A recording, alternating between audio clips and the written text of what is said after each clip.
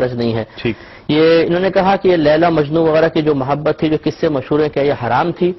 دیکھیں پہلی بات تو یہ کہ جو مجنون ہیں حضرت جنید بغدادی رحمۃ اللہ علیہ ارشاد فرماتے ہیں کہ یہ ایک اللہ کے ولی تھے. انہوں نے جان بوجھ کر یہ اپنے ساتھ ایک واقعہ مشہور کیا تھا. اس کو ملامتیہ فرقہ کہتے ہیں.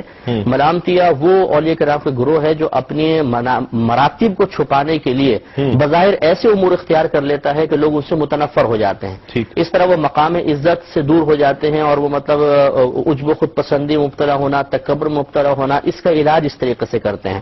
تو مجنون رحمت اللہ علیہ نے یہ ایک مطلب معاملہ اپنے ساتھ کیا. اس کی حقیقت کوئی نہیں ہے. رتب و یابس پیدا کر دیے گئے کہ وہ کتے کو چوم رہے تھے، یہ کر لیا وہ کر لیا، بس معروف ہو گیا تھا واقعہ، لیکن یہ ایک اللہ کے ولی تھے. ہاں اس کے علاوہ جتنے قصے ہیں اگر واقعی ان کی حقیقت ہو تو بہرحال یہ سب کے سب حرام ہیں.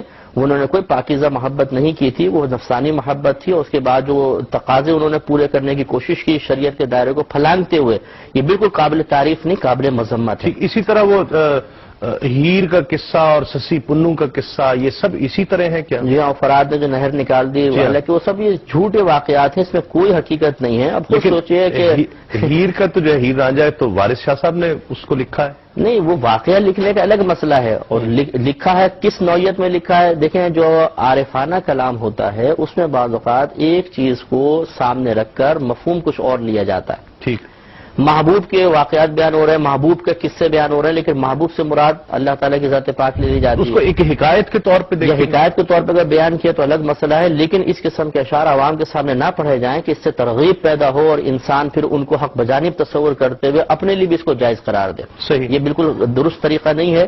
بہرحال ان کی محبت کوئی پاکیزہ محبت نہیں تھی، وہ کوئی مطلب کوئی متقی پرہیزگار لوگ نہیں تھے، انہوں نے کوئی شرعی طریقہ اختیار نہیں کیا تھا. وہ کس لحاظ سے قابل احترام ہے پہلے یہ تو آدمی غور کر لے، ورنہ تو اس طریقے سے پھر آپ کیوں اپنے بچوں کو منع کرتے ہیں؟ انہیں بھی وہ عبادت کرنے دیجیے. معاذ اللہ صبح معاذ اللہ آپ اس کو عبادت کہہ رہے ہیں، وہ قابل احترام تھے، وہ محبت کرنے والے. آپ اپنے بچوں کو کیوں روک رہے ہیں؟ کرنے دیجیے، اپنی بیٹی کو بھی کرنے دیں، بیٹے کو کرنے دیں. یقینی سی بات ہے آپ روکیں گے، اس کا مطلب وہ کام قابل احترام نہیں تھا، قابل مذمت تھا. ہاں اسے اچھے انداز میں پیش کر کے ہماری ذہن سازی کرنے کی کوشش کی جاتی ہے جو غلط ہے. صحیح. شاہ صاحب کہا جاتا ہے وہ تو امر ہو گئے محبت میں وہ لوگ تو، اور ان امر ہو جانے والوں کی مثال ہمیں دی جاتی ہے اور بزرگوں نے ان کے حوالے دیے ہیں. دیکھیے جو غیر شرعی اعتبار سے، میں ایک بات بزرگوں کے حوالے سے یہاں پر جو آپ نے چھیڑ دیے، فضل مفتی صاحب نے اس کا جواب تو دے دیا، چونکہ موضوع کا بھی حصہ ہے. تو بزرگوں کے حوالے سے پہلی بات یہ ہے کہ صابری صاحب، آپ نے میرے متعلق کوئی جملہ کہا نہیں کہا، میں نے آپ کے لیے کہا نہیں کہا، تو وہ بات اتنی مشہور ہو جاتی ہے کہ زندہ آدمی ایک دوسرے سے جان چھڑانا مشکل ہو جاتا ہے. تو یہ حضرات گرامی اور یہ اولیاء کاملین جو اپنے مزار مقدس میں آرام فرما رہے ہیں، ان کی کتابوں میں اس قدر الحاقی باتیں اور تحریفات کر دی گئی ہیں کہ جناب یہاں تو زندے کے اوپر الزام لگ جائے، زندے سے متعلق غلط بات مشہور ہو جائے کہ دیکھیے صابری صاحب نے فلانا ٹائم پر یہ کہا تھا. تو آپ اگر کہاں آپ جا کر اس کا ڈھنڈورا پیٹیں گے اور کہیں گے کہ جناب میں نے نہیں کہا تھا، تو ایک زندہ شخص کے لیے ہو سکتا ہے جو مزارات میں آرام فرما رہے ہیں حیات برزخی کے ساتھ جگہ کے.